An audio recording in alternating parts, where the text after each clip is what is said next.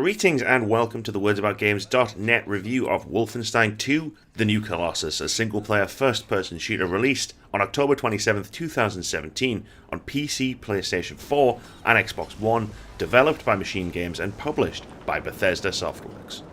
The New Colossus returns players to the alternative history universe of Wolfenstein, where Nazis won the Second World War thanks to a technological superiority. You'll once again take on the role of series protagonist BJ Blazkowicz. Following directly from the ending of the New Order, BJ and his allies continue their mission to fight back against the global Nazi war machine. To do so, they're going to attempt to ignite a revolution in the occupied United States. Anya, you see this all bright, all knowing? Oh gosh, look! Oh, they're zooming away. Wait. William, Wait. Wyatt just left. I don't know where. One of the best and most surprising things about 2014's The New Order was the depth it brought to both its main narrative and its cast of characters. The previous game actually told a fairly entertaining story. It was full of the type of humour you'd expect from a Wolfenstein game, but it dug much deeper into the alternative history of its setting, showing the human toll a worldwide Nazi occupation would have taken. Not only did it have action and jokes, it also successfully brought drama, heart, and darkness to the franchise. The New Colossus doubles down on both. The game places a greater emphasis on bigger comedy moments. There's a scene towards the end of the game involving Anya and a grenade that is hands down one of my favourite comedic moments of 2017. With a script that features incredible dialogue, superb comic timing, and one that knows its characters and how to get them to interact with one another to great effect. But these moments of levity punctuate a brutal game. The world itself is a grim place. It'd have to be, considering it's being run by Nazis. The New Colossus doesn't shy away from the darkest parts of its fiction, and its main characters have been brutalized and traumatized by a bleakly oppressive world. Moments of incredibly effective pathos pierce the high-octane action and laugh-out-loud comedy, grounding you in this awful world and presenting three-dimensional characters with just the right blend of humor and darkness to make you truly care about them. Character interactions aside, the main story is fine. It does its job of getting BJ from point A to point B, never shying away from the cruelty and injustice of the world itself. It also features a fantastic main antagonist in the delightfully over-the-top Frau Engel, who devours the scenery whenever she's on screen. However, the main story itself is fairly pedestrian, with no real twists that you won't already see coming, and an ending that lacks resolution for the story that's being told. As I said, however, it's decent enough, and the excellent characterization more than makes up for this. Aside from the linear main narrative, the New Colossus also features some side quests. There are a few rudimentary quests picked up from the residents of Ava's Hammer, the stolen U-boat that BJ and friends call home, which are quick distractions that can space out main missions. Later in the game, you'll also be able to unlock assassination missions. Collecting Enigma codes from Nazi commanders allows you to locate targets for extra missions, extending the length of the game by a good few hours. I saw the look in your eye up there when Frau Engel had you under her thumb. All right, the fire is gone out, and you are just on autopilot now until you hit the wall. Graphically, the New Colossus is a bit of a mess, at least on Xbox. While the game's cutscenes look great, the entire in-game experience is actually quite hard to look at. The game is populated completely with low-res textures, giving every character, environment, and object a lack of detail. Despite this, the game still has trouble with pop-in, with textures routinely failing to load properly in-game. This is coupled with an over-reliance on post-processing effects and motion blur to make it feel like there's a sheen over BJ's eyes. Like someone left the screen protector on the camera lens and it's ever so slightly smeared with fingerprints. Aside from making the game look a bit ugly, which itself wouldn't exactly be a huge problem, it also has an impact on gameplay.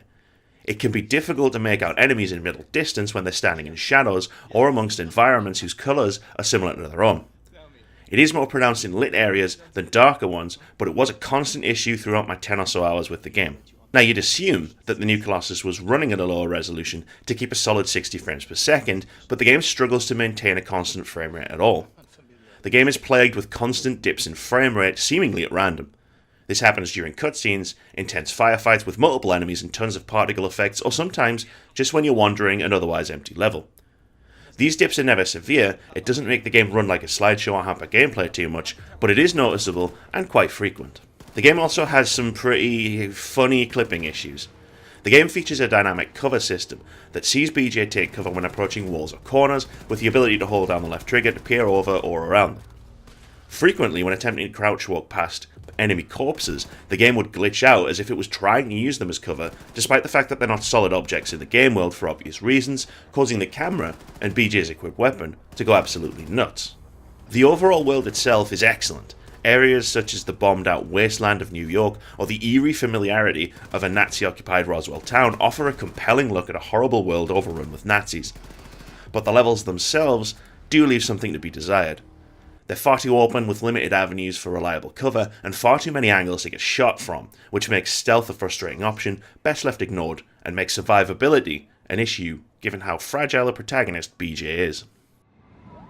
Checkmate. Max. No. Max. No. Max. No. Max. No! Max. No! Max. No, you kidding me, you stupid Goylem! The new Colossus features some absolutely top quality voice acting, capturing probably some of the best performances of the year. The excellent characterization works in large part thanks to these performers committing 100% to their parts and really delivering whatever the script requires. A special mention has to go to Brian Bloom, whose turn as BJ Blazkowicz had to carry much of the game. He's given a lot to work with beyond one-liners and angry grunts too, as the new Colossus digs deep to explore his brutal past and the psychology of a man who is critical to the war effort, but one who is also stretched beyond breaking point. He carries the whole thing off with ease no matter what he's tasked with delivering. The same is true for the rest of this fantastic cast, even Max Haas, but Bloom deserves a shout out given a lot of the game's narrative falls squarely on his shoulders. The new Colossus also hits its soundtrack out of the park, with just about every musical cue doing exactly what it needs to do in the moment. Whether your ears are suddenly pounded by hard-hitting electro rock, or you're arguing in the middle of New Orleans during a firefight while one character plays a jazzy clarinet solo, the music is positively exceptional. New Colossus also marks the return of the Nazified vinyl recordings of classic songs from previous games, which are once again a mixture of interesting, bizarre, and occasionally hilarious. Sound effects are pretty much workable across the board, with New Colossus's arsenal of weapons proving to be a highlight. From the meaty roar of a heavy machine gun to the electric tear of a laser, right down to the satisfying thump of a pistol, the weapons sound great. Nothing else really stands out, save for the screams, cries, and shouts of the enemy combatants during combat, which if nothing else hit me with a heavy dose of nostalgia, successfully recalling the days when every shooter was filled with Nazi enemies screaming "Granata" in a blind panic. Hit it! Tara's been working on this puppy for over a month now. The core gameplay of New Colossus remains largely unchanged from its predecessor. One of the New Order's best tricks was updating the classic Wolfenstein experience for modern sensibilities, and New Colossus is no different. The pace of gunfights are still lightning quick, with BJ moving significantly faster than your traditional modern FPS protagonist, which in turn cranks up the overall speed of firefights. Regenerating health is also still ditched in favour of health packs and armour. It remains a satisfying blend of old and new, with a satisfying loop of Nazi-killing mayhem at its core. Although you won't get much of an opportunity to tear through them thanks to the game's difficulty, which lets enemies give as good as they get, especially at the highest levels. Although the game still offers a challenge at any difficulty other than the very easiest. This difficulty comes down to the number of enemies that will regularly swarm you and the amount of damage they do to a surprisingly fragile protagonist rather than through any sort of challenging gameplay. The AI in New Colossus can't really handle much beyond aiming their guns in your general direction. Anything else seems to be thoroughly beyond their capabilities. This includes using cover at all, with most Nazis eschewing it in favour of standing directly in front of you out in the open, as if they secretly want to be turned into mulch by your shotgun. Enemies run around in circles on the spot, take cover from grenades by standing still directly on top of them, and much more. The once terrifying Panzer Huns have been reduced to walking slowly towards players in a completely non-threatening manner. The AI's performance leaves a lot to be desired, which can make the game's difficulty quite aggravating when it's down to simply being overwhelmed by sheer numbers. The fast pace and the sheer amount of enemies that you can face goes some way towards obfuscating the oftentimes lackluster AI. Battles are hectic, with sometimes a dozen or more enemies firing at you from all directions, injecting the game with a furious pace and giving the game a really satisfying feeling when it's in full flow. It's devilishly satisfying to blast your way through the Nazi regime, one bullet at a time. New Colossus also features some very light RPG mechanics in the form of weapon upgrades. By finding upgrade kits hidden through most levels, you'll be able to modify your arsenal in a variety of different ways, giving your guns fairly standard boosts such as silencers for stealthier combat, larger magazines, or faster reload times, or even changing the way they fire.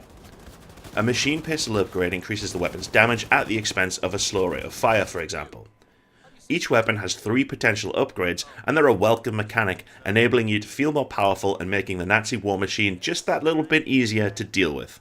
Yes, out with it. Thank you. My God.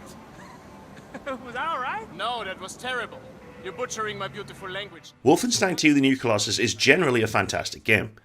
This sequel doubles down on a lot of what made The New Order a surprising smash hit of 2014, keeping the already excellent core combat mechanics relatively untouched, while delivering a story that, when it focuses on its excellent cast of characters, is sublime.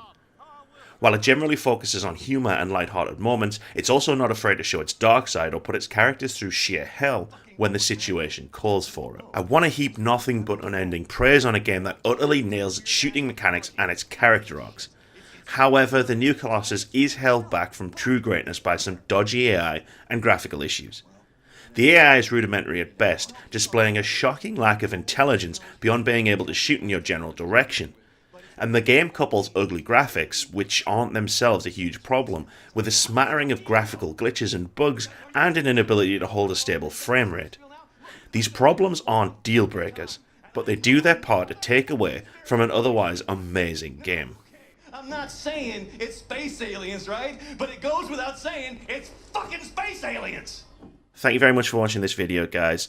If you've enjoyed it, please consider leaving us a like, or a comment, or even subscribing to the YouTube channel. And as always, keep your eyes on wordsaboutgames.net for everything that we do, including all of our reviews, our gameplay videos, our interviews, and our weekly podcast. Have a great day, guys.